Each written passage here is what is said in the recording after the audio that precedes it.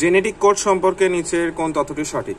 Ox stop codon হিসেবে কাজ করে না, স্টার্ট কোডন এটা মিথিওনিনকে কোড করবে। আচ্ছা, একটি কোডন একাধিক অ্যামাইনো অ্যাসিডকে কোড করে না না না, একটা অ্যামাইনো অ্যাসিডে অসংখ্য কোডন থাকে। ওকে, একটা অ্যামাইনো অ্যাসিডে অসংখ্য কোডন থাকবে, অ্যামাইনো অ্যাসিডটাই বড়, কোডনই ছোট।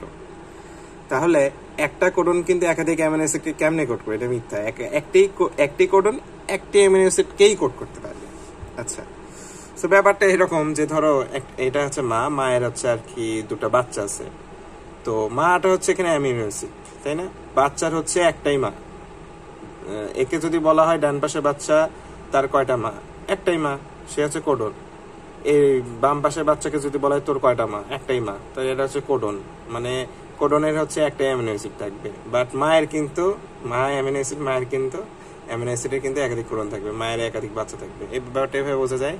আচ্ছা, তো এখন যে ব্যাপারটা হচ্ছে যে একটা অ্যামিনো অ্যাসিডের কিন্তু একাধিক কোডন থাকে ভাইয়া, এটাই সঠিক কথা, বুঝছো? একটা অ্যামিনো অ্যাসিডের একাধিক কোডন থাকে।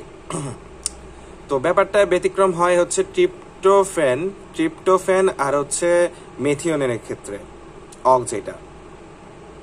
তো ট্রিপ্টোফ্যানের হচ্ছে অ্যামিনো অ্যাসিডে একটা কোডনই থাকবে ট্রিপ্টোফ্যান প্রোটিনে, আর মেথিওনিন প্রোটিনেও কিন্তু বা অ্যামিনো অ্যাসিড যেটা, সেখানে একটা কোডন দ্বারাই নির্দেশিত হয়। ঠিক আছে, এটা আর কি একটু মনে রাখবো। আর কোডন সর্বদা ট্রিপলেট না হতে পারে, না না, কোডন অলওয়েজ ট্রিপলেট। তো সাইটোপ্লাজমে একাধিক রাইবোসোম মুক্তমালার মতো অবস্থান করলে তাকে কি বলে? সাইটোপ্লাজমে একাধিক রাইবোসোম হচ্ছে মুক্তমালার মতো কোন কোষে অবস্থান করবে? আদি কোষে। ব্যাপারটা হচ্ছে প্রকৃত কোষে এন্ডোপ্লাজমিক রেটিকুলামের গায়ে তোমার ওই রাইবোসোম, অমসৃণ এন্ডোপ্লাজমিক যেটা জালিকা, তার গায়ে রাইবোসোম গুলো থাকবে। বাট আদি কোষে কিন্তু মুক্তভাবে থাকবে ভাই অনেকগুলো রাইবোসোম, তখন এদেরকে একত্রে বলা হচ্ছে পলিসোম। আর রাইবোসোমের ফার্স্টে যে নামকরণটা করা হয়েছে সেটা কিনা মাইক্রোসোম। হ্যাঁ, মাইক্রোসোম।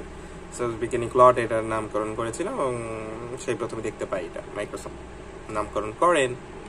দেখো, এন্ডোপ্লাজমিক রেটিকুলামের কাজ কি? এটি প্রোটোপ্লাজমের কাঠামো হিসেবে কাজ করবে। এন্ডোপ্লাজমিক রেটিকুলাম কিন্তু প্রোটোপ্লাজমের কাঠামো হিসেবে কাজ করবে। লিপিড ও প্রোটিনের অন্তঃবাহক হিসেবে কাজ করবে। লিপিড এবং প্রোটিনের অন্তঃবাহক হিসেবে কাজ করবে এন্ডোপ্লাজমিক রেটিকুলাম। রাইবোসোম গ্লাইঅক্সিসোমের ধারক হিসেবে কাজ করবে। রাইবোসোম ও গ্লাইঅক্সিসোমকে ধারণ করবে, তাই না? Endoplasmic reticulum. আমরা রাইবোসোমটা জানি, গ্লাইঅক্সিসোমটাও পড়ে ফেললাম। সো তিনটাই কারেক্ট অ্যান্সার।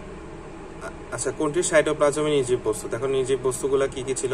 তো সাইটোপ্লাজমের জড়বস্তুর মধ্যে যেগুলো ছিল, সঞ্চিত, নিঃসৃত, বর্জ্য। নিঃসৃত পদার্থগুলোর মধ্যে কি ছিল? হিসপেন দ্বারা আমরা রেখেছিলাম নিঃসৃত।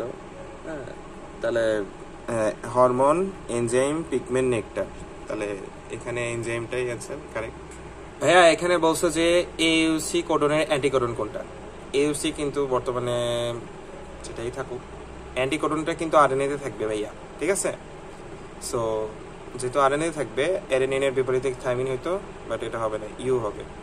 এবং ইউরাসিলের ওপরে হবে এ, তার মানে ফার্স্টে আমরা পাইলাম ইউ এ জি, এটা অ্যান্সার কিনা? এক।